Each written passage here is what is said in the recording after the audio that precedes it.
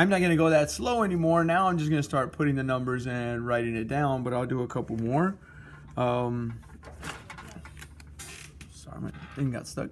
All right, so right here, if they say x minus h, this doesn't have a minus, it has a plus. But what that means is this is x minus -1. Right? Minus a negative would make it positive or give me the plus sign. So I can think about it this way, or I could just say always change the sign of this number. So h is -1. K is 1. That gives me most of my stuff right now. Line of symmetry, x equals h. Vertex is h, k.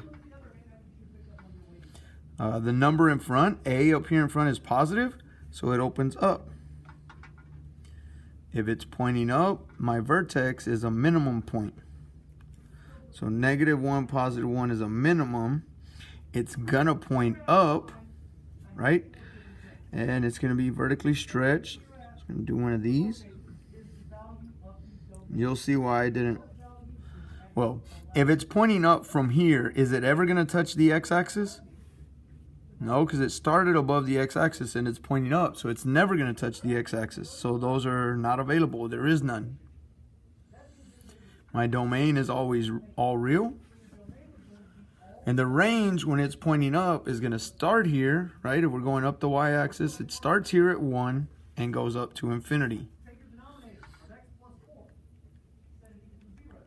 There is a point at 1, so we put a box, right? So this is the opposite version of that. So you see how fast that is. Like, that was less than 2 minutes. Go to this one. H is -3. K is -2. Right? H, you always change the sign. K, you just write it whatever you see. But that's my vertex. -2. Oh, I'm sorry. -3, -2.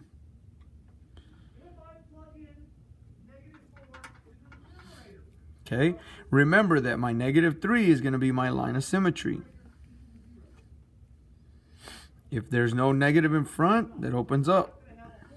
Pointing up means it's a minimum. Okay, the solutions are zeros. It starts at -3, -2. That's 1, 2, 3, 2. If it is pointing up, then it is going to touch the x-axis twice. So I know I'm having 2 of these. Okay, I can plug in a 0 here to figure out the y-intercept. So 0 gives me 3. 3 squared is 9. 9 minus 2 is 7. So 0, 7.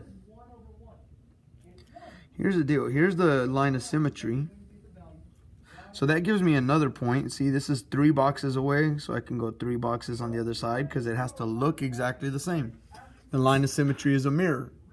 I still need my zeros though, right? The range, I know it starts here at -2. See, I use this up here, I use this down here, and it's gonna go up to infinity. So the only thing I'm missing is my zeros. So I go in here, go to my graph. I could just push tab, go up to F1, and delete all of this stuff. And then put a new equation in.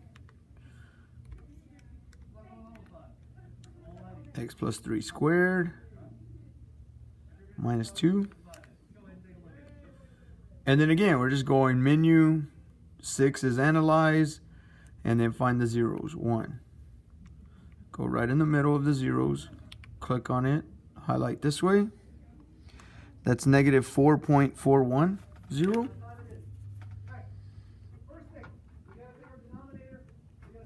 It's one of them. And go the other direction. -1.590.